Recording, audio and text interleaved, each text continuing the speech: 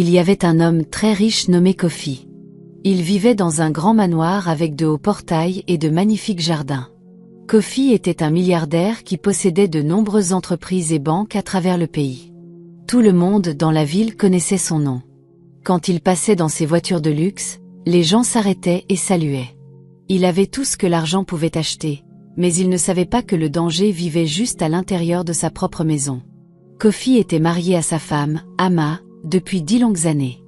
Ama était une femme magnifique avec une peau lisse et des yeux brillants. Elle portait toujours les plus beaux vêtements de Paris et de Londres. Ses bijoux scintillaient comme des étoiles dans le ciel. Partout où ils allaient ensemble, les appareils photos crépitaient et les gens chuchotaient. « Regardez-les », disait-il, « quel couple parfait, quelle belle vie ils doivent avoir ensemble. » Mais derrière les portes closes de leur manoir, les choses n'étaient pas du tout parfaites. Ama était devenue froide envers Kofi au fil des années. Elle ne lui souriait plus comme avant. Elle ne lui tenait plus la main et ne lui demandait plus comment s'était passée sa journée. Quand Kofi rentrait fatigué du travail, elle levait à peine les yeux de son téléphone.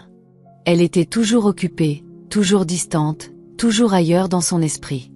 Kofi essaya tout pour rendre sa femme heureuse. Il lui acheta plus de bijoux, plus de voitures, plus de maisons dans différents pays. Il l'emmena en vacances coûteuses sur des îles au sable blanc et à l'eau bleue cristalline. Il lui donna des cartes de crédit sans limite. Quoique Ama veuille, Kofi le fournissait, mais rien ne semblait la satisfaire. Elle en voulait toujours plus. Ses yeux n'étaient jamais rassasiés. Son cœur n'était jamais content de ce qu'elle avait. Un jour, Kofi décida d'embaucher une bonne pour aider à la maison. Ama se plaignait que la maison était trop grande pour qu'elle puisse la gérer seule. Elle disait avoir besoin d'aide pour la cuisine et le ménage. Alors, Kofi publia une annonce pour une bonne.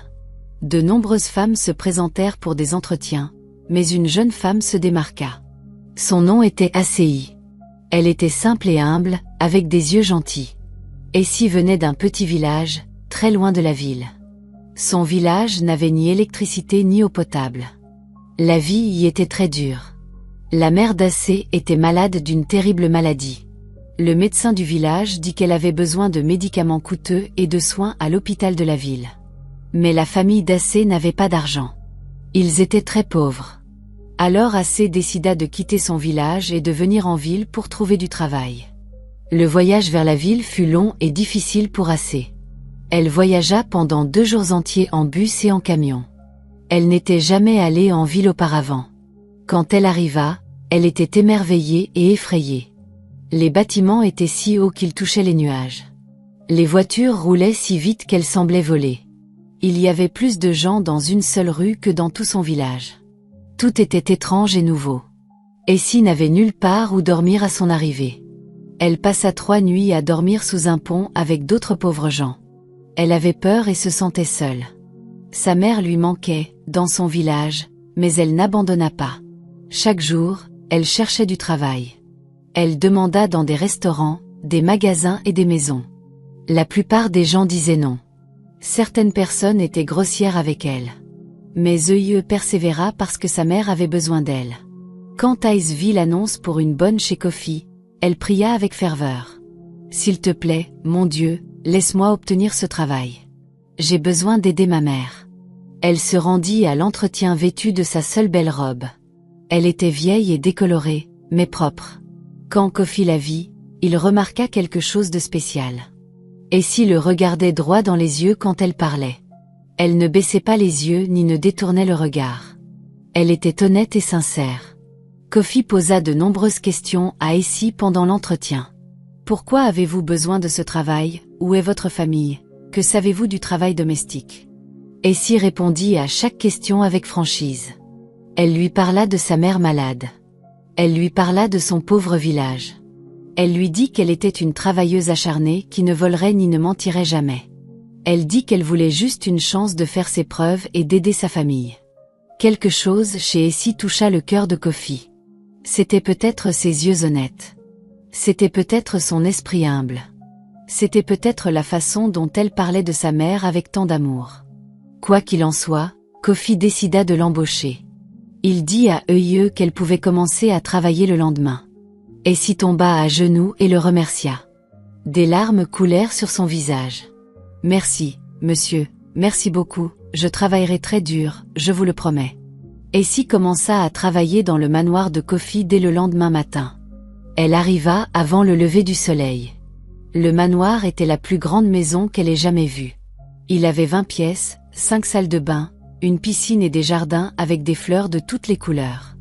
Essie n'avait jamais vu une telle richesse. Dans son village, 10 familles vivaient dans des maisons plus petites que la cuisine de Kofi. Mais elle ne se sentait pas jalouse. Elle se sentait reconnaissante pour l'opportunité. Les premiers jours furent difficiles pour eux. Elle dut apprendre à utiliser la machine à laver et l'aspirateur. Elle n'avait jamais vu ces choses auparavant. Dans son village, il lavait les vêtements à la main dans la rivière. Il balayait les sols avec des paquets d'herbes. Mais Essie était intelligente et apprit rapidement. Elle observa attentivement et posa des questions. En une semaine, elle savait tout faire parfaitement. Essie travaillait plus dur qu'aucune autre bonne que Kofi n'avait jamais embauchée. Elle se levait à 5 heures du matin tous les jours. Elle nettoyait chaque pièce jusqu'à ce qu'elle brille. Elle cuisinait des repas délicieux qui rappelaient à Kofi la cuisine de sa grand-mère. Elle lavait et repassait tous les vêtements parfaitement. Elle ne se plaignait jamais et ne demandait jamais de pause. Elle était toujours polie et respectueuse. Kofi était très impressionné par son travail. Mais Ama n'aimait pas du tout Essie. Dès le premier jour, Ama observa la nouvelle bonne avec des yeux méfiants. Elle n'aimait pas son humilité. Elle n'aimait pas son acharnement au travail.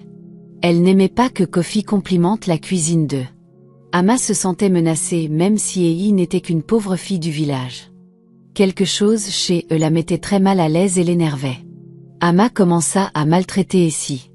Elle la faisait nettoyer la même pièce 3 fois. Elle se plaignait que la nourriture était trop salée ou pas assez. Elle criait après Essie pour de petites erreurs sans importance. Quand Kofi n'était pas là, la vraie nature d'Ama apparaissait. Elle était méchante et cruelle. Mais Essie ne se plaignit jamais. Elle travaillait simplement plus dur et restait silencieuse et respectueuse. 3 mois après le début du travail d'eux, quelque chose d'étrange commença à se produire. Un homme commença à venir au manoir, son nom était Kwam. Il était grand et beau parleur avec des mots doux. Il venait toujours pendant la journée quand Kofi était au travail. La première fois qu'il vint, Ama le présenta à Essie comme son cousin. Elle dit qu'il venait d'une autre ville. Mais Essie remarqua que quelque chose n'allait pas. Les cousins ne se regardent pas comme se regardaient Ama et Cam. Leurs yeux contenaient des secrets. Leur sourire était trop large. Leur rire était trop fort. Quand ils pensaient que personne ne regardait, Kwam touchait la main d'Ama. Ama se penchait près de lui et chuchotait à son oreille. Ce n'était pas ainsi que se comportaient des cousins. Essie le savait, mais ne dit rien. Kwam commença à visiter de plus en plus souvent. Au début, il venait 1 fois par semaine, puis 2 fois, puis presque tous les jours. Il arrivait dans sa voiture de luxe peu après le départ de Kofi pour le travail. Il restait des heures. Parfois, Essie les entendait rire dans le salon. Parfois, ils allaient dans la chambre et verrouillaient la porte. Le cœur d'Essie devint lourd de ce qu'elle voyait. Avant de continuer cette incroyable histoire, prenez un moment pour cliquer sur le bouton s'abonner si vous ne l'avez pas déjà fait. Aimez et partagez cette vidéo pour que plus de gens puissent entendre et apprendre de cette histoire. Maintenant, continuons. Un jour, Essie nettoyait près du salon quand elle entendit Ama et Kwami parler. Il ne savait pas qu'elle était là. Elle entendit Kwami dire « Quand vas-tu le quitter ?» Ama répondit « Je ne peux pas simplement partir. J'ai besoin d'obtenir l'argent d'abord.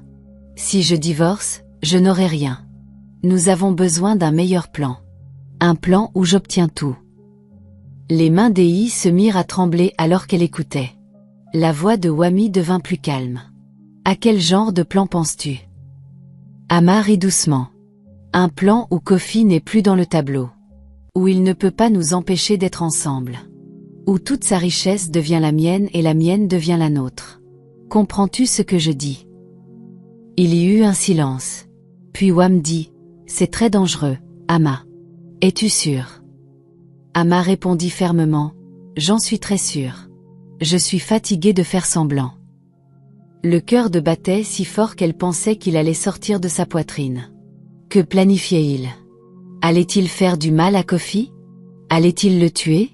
Ezi voulut courir et tout dire à Kofi tout de suite, mais elle avait peur. Et s'il niait tout? Et s'il disait qu'elle mentait?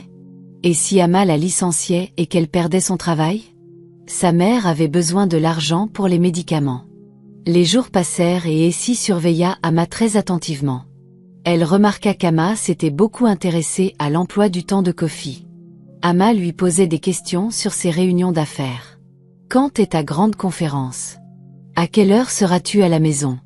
Voyageras-tu la semaine prochaine? Kofi pensait que sa femme s'intéressait enfin à sa vie. Il était heureux, mais Essie savait qu'il en était autrement. Ama planifiait quelque chose de maléfique. Un soir, Essie vit Ama au téléphone dans le jardin. Essie arrosait les fleurs à proximité. Elle entendit Ama dire « Je l'ai trouvé, la chose parfaite. Ça n'a ni goût ni odeur. Il ne saura jamais. Ça ressemblera à une crise cardiaque. Cause naturelle. Personne ne suspectera rien. Nous devons juste attendre le bon moment, le bon jour où tout est parfait. Alors nous serons libres et riches. » Essie se sentit mal au ventre. Maintenant, elle était sûre qu'Ama planifiait d'empoisonner Kofi. Elle allait tuer son propre mari pour de l'argent. Comment quelqu'un pouvait-il être si maléfique? Comment une femme pouvait-elle trahir son mari ainsi? Essie avait envie de pleurer. Elle alla dans sa petite chambre et s'assit sur son lit. Elle pensa à sa propre mère qui était malade et souffrante mais qui ne ferait jamais de mal à personne pour de l'argent. Cette nuit-là, Essie ne put dormir. Elle ne cessait de penser à ce qu'elle devait faire. Devait-elle le dire à Kofi? Devait-elle aller à la police? Devait-elle simplement démissionner et quitter cette maison? Mais si elle partait, qui protégerait Kofi? Et si elle démissionnait, comment paierait-elle les médicaments de sa mère? Essie pria et pria, « Mon Dieu, montre-moi quoi faire. Donne-moi du courage. Protège maître Kofi du mal. » Le lendemain matin, Essie décida qu'elle surveillerait Ama encore plus attentivement. Elle ne la laisserait pas hors de sa vue. Elle protégerait Kofi, même si cela lui coûtait tout. Sa mère lui avait toujours appris que le silence face au mal vous rend complice du mal. Essie ne serait pas silencieuse. Elle ne laisserait pas un homme innocent mourir. Elle serait courageuse, peu importe ce qui lui arriverait. Pendant 2 semaines, rien ne se passa. Ama agissait normalement. Quoi m'arrêta de venir à la maison? Essie commença à se demander si elle avait mal compris ce qu'elle avait entendu. Peut-être qu'Ama ne planifiait pas vraiment de tuer Kofi. Peut-être qu'il parlait juste de le quitter et de prendre de l'argent lors d'un divorce. Peut-être qu'Essie avait laissé son imagination s'emballer. Mais au fond de son cœur, elle connaissait la vérité. Quelque chose de mauvais arrivait. Puis, un vendredi après-midi, Kofi rentra tôt du travail. Il avait l'air très fatigué et stressé. Il dit à Ama qu'il avait une terrible migraine. Il dit que sa grosse affaire avait échoué et qu'il avait perdu beaucoup d'argent. Il devait se reposer et réfléchir à la suite. Il alla directement dans la chambre sans dîner. Les yeux d'Ama s'illuminèrent quand elle entendit cela. Ama dit à eux d'aller nettoyer les chambres d'amis à l'étage. Assez dit, « Oui, madame » et commença à partir. Mais quelque chose dans la voix d'Ama la rendit suspicieuse. Ama semblait soudainement trop douce, trop attentionnée. Assez monta à l'étage, mais elle ne nettoya pas les chambres d'amis. Au lieu de cela, elle se posta en haut de l'escalier d'où elle pouvait voir la cuisine. Elle observa Ama attentivement à travers les balustres. Ama entra dans la cuisine et ferma la porte, mais pas complètement. Il y avait un petit espace. Essie pouvait voir à l'intérieur. Elle vit Ama sortir une belle tasse en porcelaine. C'était la tasse préférée de Kofi, celle qu'il utilisait toujours pour son thé du soir. Ama remplit une bouilloire d'eau et la mit sur le feu. Elle préparait du thé pour Kofi. Essie regarda l'eau bouillir. Ama prépara le thé avec un sachet et du sucre. Elle le remua lentement. Puis elle regarda autour de la cuisine attentivement. Elle marcha vers la porte et jeta un coup d'œil pour s'assurer que personne n'était là. Elle ne vit pas à y cacher en haut dans l'ombre. Satisfaite d'être seule, Ama retourna au comptoir où le thé l'attendait. Ama plongea la main dans son sac à main coûteux posé sur le comptoir de la cuisine. Elle en sortit une petite bouteille en verre. La bouteille n'était pas plus grosse que son pouce. Elle avait un bouchon blanc sur le dessus. Amma leva la bouteille à la lumière et la regarda. Un petit sourire maléfique apparut sur son visage. C'était ça. C'était le poison dont elle avait parlé au téléphone. Le corps entier d'Essie se figea. Elle ne pouvait plus bouger. Elle ne pouvait plus respirer. Elle regarda Amma dévisser le bouchon de la bouteille. À l'intérieur se trouvait une poudre blanche. Cela ressemblait à du sucre ou du sel. Amma pencha la bouteille au-dessus de la tasse de thé de Kofi. La poudre blanche se déversa et tomba dans le thé chaud. Amma en versa presque la totalité. Puis elle remit le bouchon sur la bouteille et la cacha à nouveau dans son sac. Amma prit une cuillère et remua le thé très bien. Elle remua et remua jusqu'à ce que la poudre blanche disparaisse complètement. Le thé avait l'air parfaitement normal maintenant. Personne ne pouvait deviner qu'il y avait quelque chose qui n'allait pas. Amma leva la tasse à son nez et la sentit. Elle sourit. Puis elle posa la tasse sur un petit plateau avec une serviette. Elle était prête à l'apporter à Kofi. L'esprit d'Essie travaillait à toute vitesse. Que devait-elle faire? Comment pouvait-elle arrêter cela? Si elle courait en bas maintenant, Amma cacherait la tasse. Si elle allait chercher Kofi, Amma jetterait le thé et en préparerait un nouveau plus tard. Essie devait prendre Amma sur le fait. Elle devait que Kofi voie de ses propres yeux ce que sa femme faisait. Mais comment? Réfléchis, Essie, réfléchis. Amma prit le plateau avec le thé empoisonné. Elle sortit de la cuisine vers la chambre où Kofi se reposait. Ses talons hauts cliquetaient sur le sol en marbre. Clac, clac, clac. Chaque pas la rapprochait du meurtre de son mari. Le cœur d'Essie battait si fort qu'elle pouvait l'entendre dans ses oreilles. Elle devait faire quelque chose tout de suite. C'était le moment. Il n'y avait plus de temps. Assez dévala les escaliers aussi vite qu'elle le put. Elle ne pensait plus à perdre son travail. Elle ne pensait plus aux médicaments de sa mère. Elle ne pensait à rien d'autre qu'à sauver la vie de Kofi. Elle devait l'empêcher de boire ce thé. Elle devait le faire maintenant avant qu'il ne soit trop tard. Ses pieds volèrent dans les escaliers, 2 marches à la fois. Amma atteignit la porte de la chambre. Elle équilibra le plateau sur une main et frappa doucement à la porte. « Entrez », dit la voix fatiguée de Kofi de l'intérieur. Amma poussa la porte avec son épaule. Elle entra dans la chambre avec le thé empoisonné. Kofi était assis sur le lit, la tête reposant contre la tête de lit. Ses yeux étaient fermés. Il avait l'air si fatigué et innocent. Amma marcha lentement vers le lit. Elle avait un doux sourire sur le visage, le sourire d'une épouse aimante apportant du réconfort à son mari fatigué. « Mon cher », dit-elle doucement, « je t'ai apporté du thé. Cela aidera pour ta migraine. Tu te sentiras mieux après l'avoir bu. Détends-toi et bois-le entièrement. » Kofi ouvrit les yeux et lui sourit faiblement. « Merci, ma chère. Tu es si attentionnée. » Kofi tendit la main pour prendre la tasse sur le plateau. Ses doigts la touchaient presque. Amma tenait le plateau fermement. Dans 2 secondes, la tasse serait dans ses mains. Dans 2 minutes, le poison serait dans son corps. Dans 2 heures, Kofi serait mort et Amma serait une riche veuve, libre d'être avec Kwame, libre de profiter de toute la richesse de Kofi. Tout se passait selon le plan. Mais alors la porte s'ouvrit à la volée. Essie entra en courant dans la pièce. Ses yeux étaient écarquillés par la peur. Sa poitrine se soulevait de haut en bas à cause de la course. Ses mains tremblaient. Kofi et Amma se tournèrent pour la regarder, complètement choqués. Que faisait la bonne en irruption dans la chambre principale comme ça? Était-elle devenue complètement folle? C'était un comportement très irrespectueux et étrange. Avant que quiconque puisse dire un mot, avant que quiconque puisse demander ce qui n'allait pas, Essie ouvrit la bouche et hurla. Sa voix était plus forte qu'elle n'avait jamais crié de toute sa vie. C'était un cri qui venait du fond de son âme, un cri de désespoir et de courage. « Ne le buvez pas, maître Kofi. S'il vous plaît, ne buvez pas ce thé. Ne le buvez pas, monsieur. Je vous en prie. » Le cri résonna dans tout le manoir. La main de Kofi s'arrêta en l'air. Il la retira rapidement. Il ne prit pas la tasse.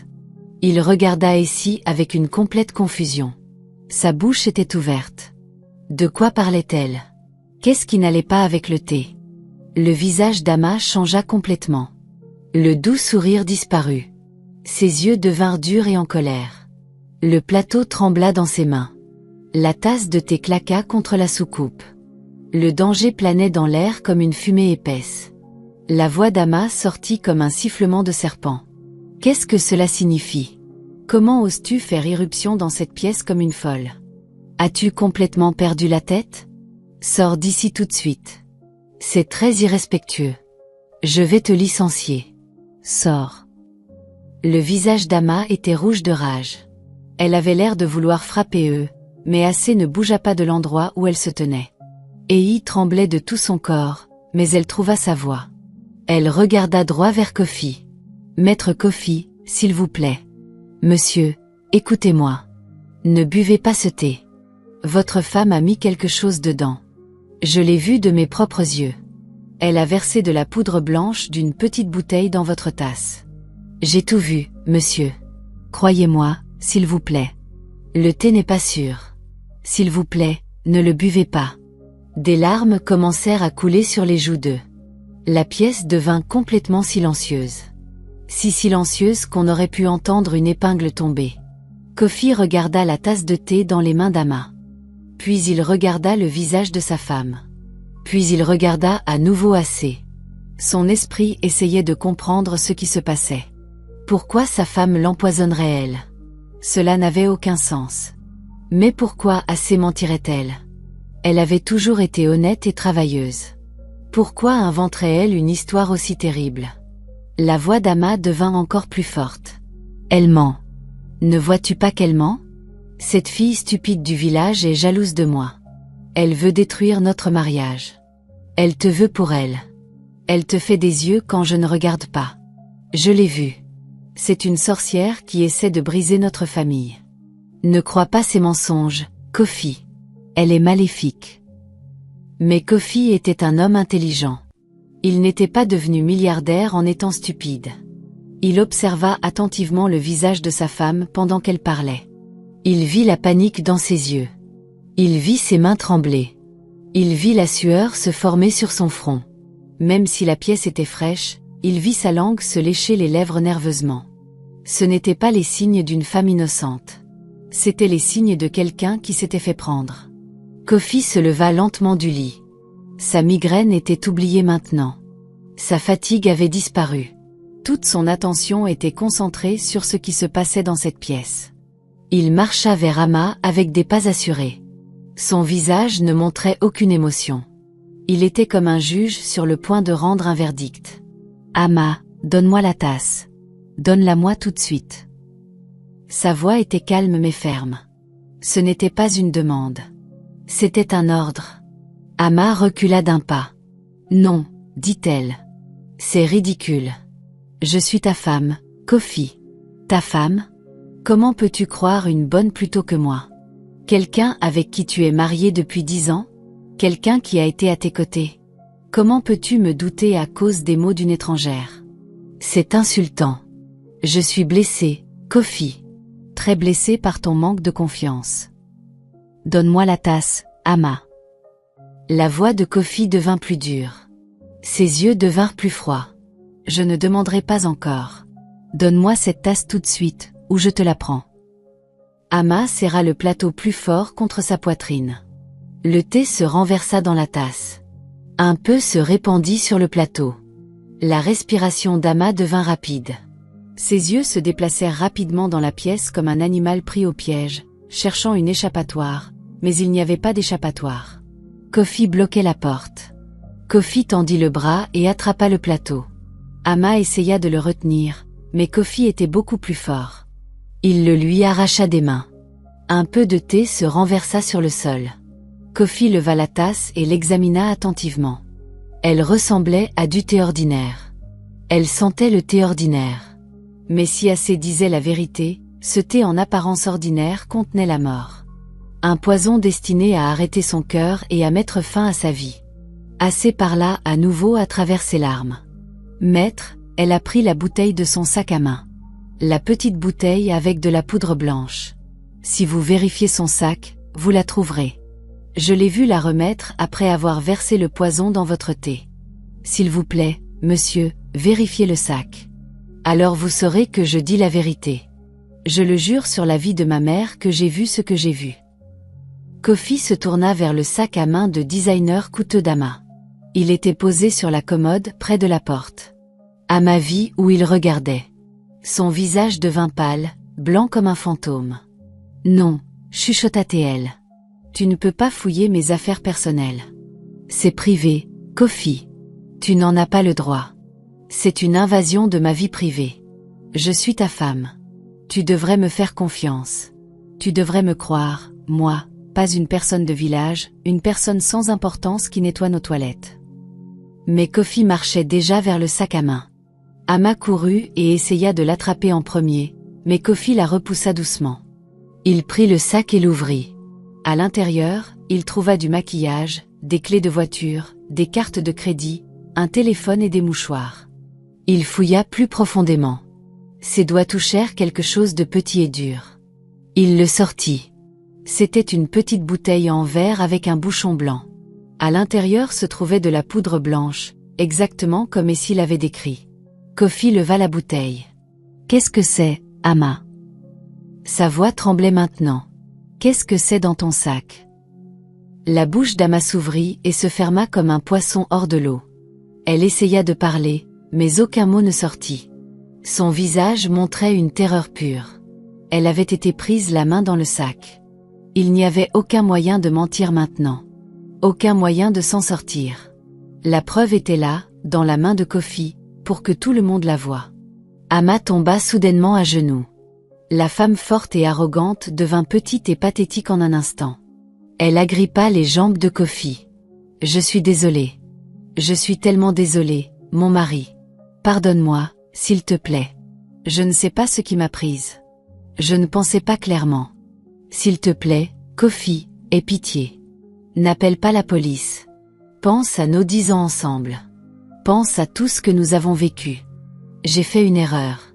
Pardonne-moi, s'il te plaît. » Kofi retira ses jambes d'elle.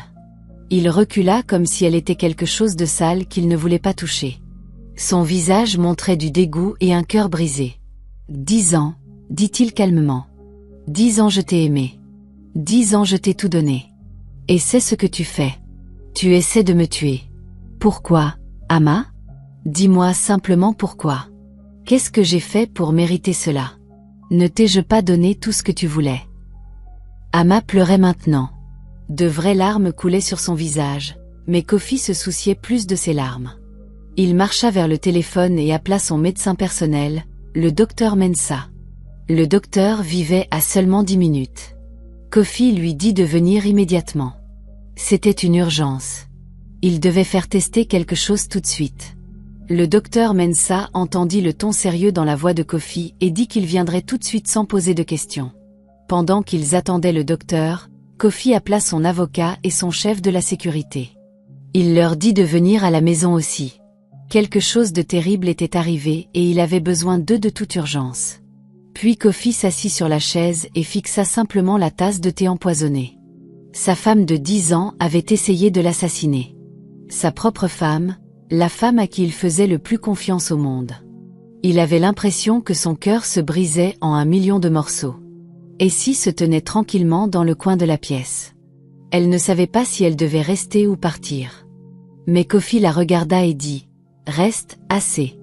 J'ai besoin que tu restes et que tu dises à tout le monde exactement ce que tu as vu.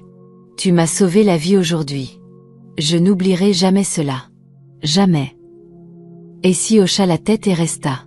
Ama était toujours sur le sol, pleurant et suppliant, mais personne ne l'écoutait plus. Le docteur Mensah arriva dans les 10 minutes. C'était un homme petit avec des cheveux gris et des yeux sages. Il était le médecin de Kofi depuis de nombreuses années. Quand il entra dans la chambre et vit la scène, Ama pleurant sur le sol, et si effrayé, Kofi dévasté, il sut que quelque chose de très grave s'était passé. Kofi lui tendit la tasse de thé et la petite bouteille. « Testez-les immédiatement, s'il vous plaît. Dites-moi ce qu'il y a dedans. » Le docteur prit les objets soigneusement. Il leva la bouteille à la lumière et l'examina. Son visage devint très sérieux. « Monsieur Kofi, Où avez-vous eu cette bouteille? Cela ressemble à du poison. Je dois l'emmener tout de suite dans mon laboratoire et faire des tests. Si vous aviez prévu de boire ce thé, remerciez Dieu de ne pas l'avoir fait. Rien qu'en regardant cette bouteille, je peux dire que c'est très dangereux. Donnez-moi 1 heure pour tout tester correctement. Le docteur Mensah partit rapidement avec la tasse et la bouteille. L'avocat arriva. Son nom était Maître C. C'était un homme âgé qui aidait Kofi dans ses affaires depuis 20 ans. Quand il entendit ce qui s'était passé, son visage devint grave. Monsieur Kofi, c'est une tentative de meurtre. C'est un crime très grave. Nous devons appeler la police immédiatement. Vous ne pouvez pas gérer cela seul. Cela doit passer par le système judiciaire. Votre femme doit faire face à la justice pour ce qu'elle a essayé de faire. Le chef de la sécurité de Kofi, un homme grand et musclé nommé Yao, arriva également. Quand il entendit l'histoire de Kofi, il devint très en colère. Comment Madame Ama a-t-elle pu faire cela après tout ce que vous lui avez donné? C'est de la méchanceté. Du mal pur. Patron, laissez-moi appeler la police tout de suite. Cette femme mérite la prison. Elle a essayé de vous tuer. Si ce n'était pas pour cette courageuse bonne, vous seriez mort. Mort et elle profiterait de votre argent. Mais Kofi leva la main. Attendez, dit-il, attendons les résultats du docteur d'abord. Je veux une preuve scientifique avant d'impliquer la police. Je veux en être absolument certain. Même si son cœur connaissait déjà la vérité, son esprit voulait des preuves concrètes. Il voulait savoir exactement ce qu'Ama avait mis dans ce thé. Il voulait savoir à quel point il avait été proche de la mort. Pendant qu'ils attendaient, Kofi se tourna vers Assé. « Assieds-toi, mon enfant, dit-il doucement. Tu es debout depuis si longtemps. Assieds-toi et dis-moi tout depuis le début. Dis-moi tout ce que tu as vu et entendu dans cette maison. Prends ton temps. Je veux tout savoir. » Essie s'assit nerveusement. Elle ne s'était jamais assise dans la chambre du maître auparavant, mais Kofi insista et elle commença à raconter son histoire. Essie lui parla de Kwam, de comment il venait à la maison presque tous les jours quand Kofi était au travail, de comment Ama le présentait comme son cousin, mais qu'ils n'agissaient pas du tout comme des cousins, de la façon dont ils se regardaient avec des sourires secrets, de comment ils s'enfermaient dans des pièces pendant des heures, des conversations qu'elle avait surprises sur se débarrasser de Kofi et prendre tout son argent. Kofi écouta chaque mot. Ses mains serrèrent les accoudoirs de sa chaise si fort que ses jointures blanchirent, sa mâchoire se serra, une veine palpita sur son front. Donc, il y avait un autre homme. Bien sûr, il y en avait un. Tout prenait sens maintenant. Ama ne voulait pas seulement sa mort pour l'argent. Elle voulait sa mort pour pouvoir être avec son amant. La trahison était encore plus profonde qu'il ne l'avait imaginé. Double trahison, adultère et tentative de meurtre. Maître OAY écrivait tout dans son carnet. Cet homme Kwame, dit-il, nous devons le trouver aussi. Il fait partie de cette conspiration. Il est complice de tentatives de meurtre. Tous les deux doivent faire face à la justice. Où habite ce Kwame? Quel est son nom complet? Essie ne savait pas. Elle n'avait jamais entendu son nom complet ou son adresse. Il venait et partait simplement. Toujours dans une voiture de luxe, toujours habillé en beau costume. Ama, qui était restée silencieuse un moment, parla soudainement. Sa voix était désespérée et paniquée. Kwame n'a rien à voir avec ça. Laissez-le en dehors de tout ça. C'était mon idée à moi. La mienne seule. Il ne savait rien du poison. Je le jure. S'il vous plaît, ne l'impliquez pas. Tout est de ma faute. Seulement la mienne. Elle essayait de protéger son amant même maintenant. Même après tout, sa loyauté envers Kwame était claire. Kofi rit amèrement. Donc tu as avoué que tu as agi seul pour essayer de me tuer. Tu viens d'admettre ta culpabilité, Ama. Tout le monde dans cette pièce t'a entendu.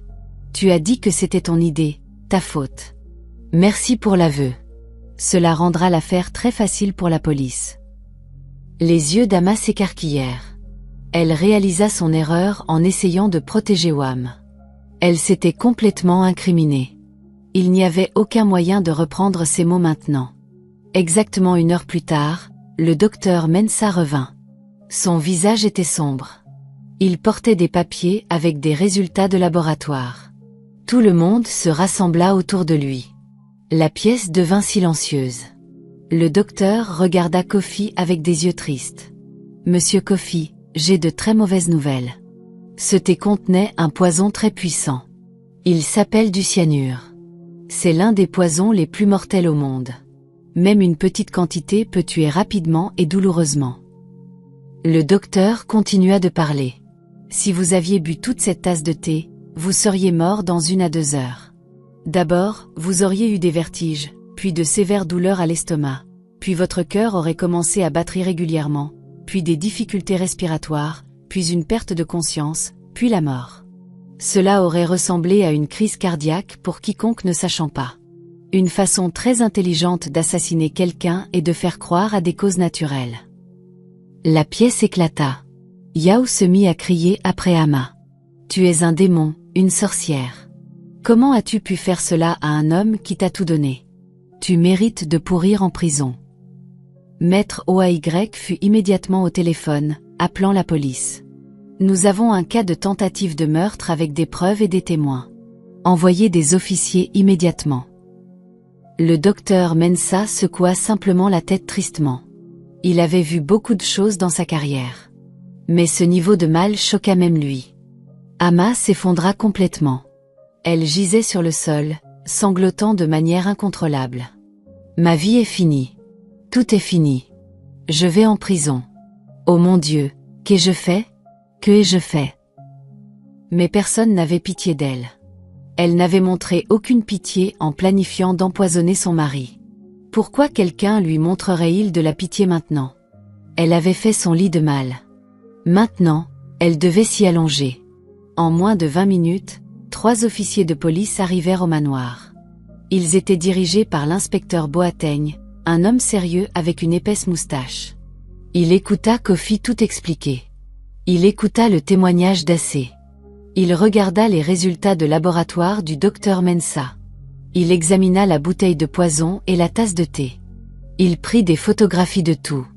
C'était l'un des cas de tentative de meurtre les plus clairs qu'il ait jamais vus. L'inspecteur Boateng se tourna vers Ama. « Madame Ama, vous êtes en état d'arrestation pour tentative de meurtre sur votre mari, Monsieur Kofi.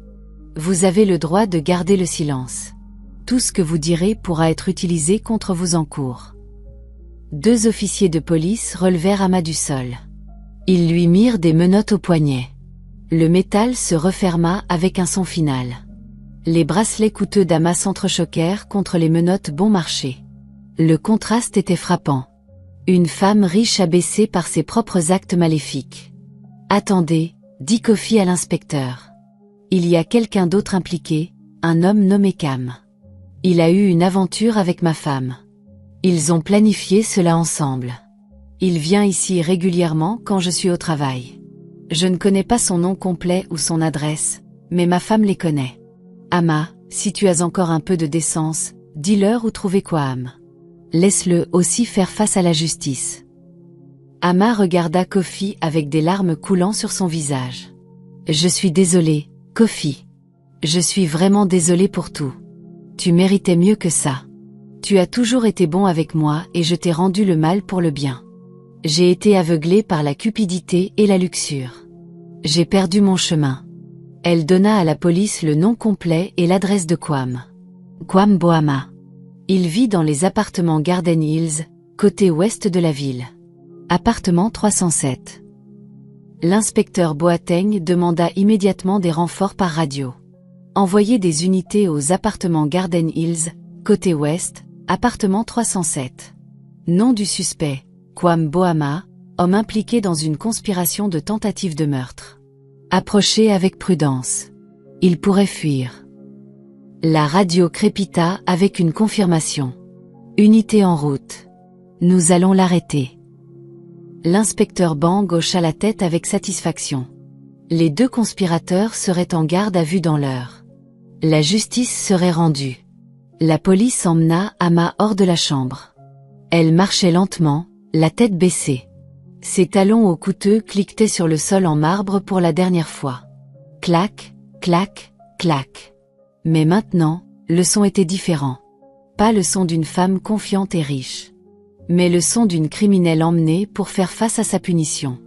Alors qu'elle passait devant Essie, Amma s'arrêta. Elle regarda la jeune bonne avec quelque chose qui ressemblait à du respect. « Tu es plus courageuse que je ne l'ai jamais été », dit Amma calmement à Ei. « Tu as fait ce qui était bien même si tu aurais pu tout perdre. J'ai fait ce qui était mal même si j'avais tout. Tu es la meilleure personne. Merci de m'avoir arrêté. J'aurais eu du sang sur les mains. Je serais devenue une meurtrière. Tu m'as sauvée de cela aussi. » Puis elle continua et la police l'emmena vers la voiture qui attendait. Les voisins sortirent de leur maison pour voir la femme du milliardaire menotté être mise dans un véhicule de police. En moins de 30 minutes, la police rappela. Ils avaient arrêté Kwame. Il avait essayé de s'enfuir quand il les avait vus arriver. Il avait sauté par la fenêtre arrière et avait couru à travers le parking, mais la police était plus rapide. Ils l'attrapèrent et le maîtrisèrent. Quand ils fouillèrent son appartement, ils trouvèrent des messages sur son téléphone. Des messages entre lui et Amma, des plans sur le poison, des rêves de partager la richesse de Kofi, des preuves de leur liaison, tout ce dont la police avait besoin pour prouver la conspiration pour commettre un meurtre. Kofi s'assit lourdement sur son lit. L'adrénaline qui l'avait maintenu debout s'estompait. La réalité de ce qui était presque arrivé le frappa comme une vague. Il avait été à quelques minutes de la mort. Quelques minutes. Si Ei n'avait pas été assez courageuse pour crier, il aurait bu ce poison. Il serait mort ou en train de mourir en ce moment. Ses mains commencèrent à trembler. Sa respiration devint rapide. Le choc s'installait. Le docteur Mensah remarqua la détresse de Kofi. Il lui donna quelque chose pour calmer ses nerfs. Respirez lentement, monsieur Kofi. Inspirez et expirez. Vous êtes en sécurité maintenant. Le danger est passé. Vous avez survécu. Grâce à votre bonne, vous avez survécu. Le docteur Mensah regarda Essay avec un grand respect. Jeune femme, vous êtes une héroïne. Ce que vous avez fait aujourd'hui a demandé un courage immense. Vous avez sauvé la vie d'un homme en prenant un grand risque pour vous-même. Que Dieu vous bénisse abondamment pour votre bravoure et votre bon cœur. Ei se sentit embarrassée par tous les éloges. Elle n'était qu'une simple fille de village qui avait fait ce que n'importe qui devrait faire. Elle ne se sentait pas comme une héroïne. Elle se sentait comme quelqu'un qui ne pouvait tout simplement pas rester les bras croisés et regarder un meurtre se produire. Ma mère m'a toujours dit que le mal triomphe quand les bonnes gens ne font rien. Je ne pouvais pas ne rien faire. Je ne pouvais pas laisser maître Kofi mourir alors que je connaissais la vérité. Cela m'aurait hanté pour toujours. Maître Oay commença à expliquer à Kofi ce qui allait se passer ensuite. Il y aurait un procès. Amma et Kwame seraient jugés pour tentative de meurtre et conspiration. Avec toutes les preuves, le poison, les résultats de laboratoire, le témoignage d'Essie, les messages sur le téléphone de Kwame, ils seraient sûrement reconnus coupables. Ils iraient en prison pendant de nombreuses années. Amma perdrait tous ses droits sur les biens de Kofi. Le mariage serait dissous. Tout ce dont elle avait rêvé serait perdu. Kofi posa la question qui lui brûlait l'esprit. Pourquoi ? Pourquoi ferait-elle cela ? Je lui ai donné tout, tous les luxes, tous les conforts. Je l'aimais. Je lui faisais confiance. N'étais-je pas un bon mari ? N'ai-je pas bien pourvu ? Que ai-je fait de mal ? Sa voix se brisa d'émotion. La douleur de la trahison était pire que n'importe quel poison. Le poison aurait tué son corps. Mais cette trahison tuait son âme. Maître Ossé mit sa main sur l'épaule de Kofi. Vous n'avez rien fait de mal, mon ami. Certaines personnes ne sont jamais satisfaites. Certaines personnes sont consumées par la cupidité. Vous auriez pu lui donner 10 fois plus de richesse et cela n'aurait pas suffi. Le problème n'était pas avec vous. Le problème était avec son caractère. Elle manquait de gratitude, de loyauté et de décence humaine de base. Vous ne pouvez pas réparer ce qui est brisé à l'intérieur de quelqu'un d'autre. Ce n'est pas de votre faute. La nouvelle de ce qui s'était passé se répandit dans la ville comme une traînée de poudre. Dès le lendemain matin, tous les journaux avaient l'histoire en première page. La femme du milliardaire arrêtée pour tentative de meurtre. Une bonne sauve la vie de son employeur avec un avertissement courageux. Le complot du thé empoisonné exposé. Les journaux télévisés montrèrent des images d'Ama et de Kwame emmenés en prison. Des journalistes campèrent devant le manoir de Kofi, voulant des interviews. L'histoire était trop dramatique pour être ignorée. Tout le monde voulait plus de détails. Les médias sociaux explosèrent de discussions. Certaines personnes dirent qu'elles avaient toujours su qu'Ama était fausse. Elles dirent que son sourire n'atteignait jamais ses yeux. Elles dirent qu'elle n'avait épousé Kofi que pour son argent. D'autres personnes étaient choquées. Elles dirent qu'Ama et Kofi semblaient être le couple parfait. Comment un tel mâle pouvait-il se cacher derrière un si beau visage? Tout le monde s'accordait à dire qu'Assé était une véritable héroïne. Son nom devint célèbre du jour au lendemain. La bonne qui a sauvé le milliardaire. Les demandes d'interviews affluèrent. Les chaînes de télévision voulaient qu'Assé apparaisse dans leurs émissions. Les journaux voulaient son histoire, mais Assé les refusa tous. Elle ne voulait pas de célébrité. Elle ne voulait pas d'attention. Elle voulait juste faire son travail et aider sa mère. Kofi respecta ses souhaits.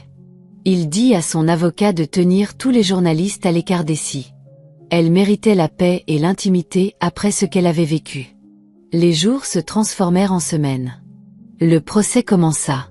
La salle d'audience était bondée de monde chaque jour. Tout le monde voulait voir la femme qui avait essayé d'empoisonner son mari milliardaire. Ama était assise dans le box des accusés, vêtue d'un simple uniforme de prison. Ses vêtements coûteux avaient disparu.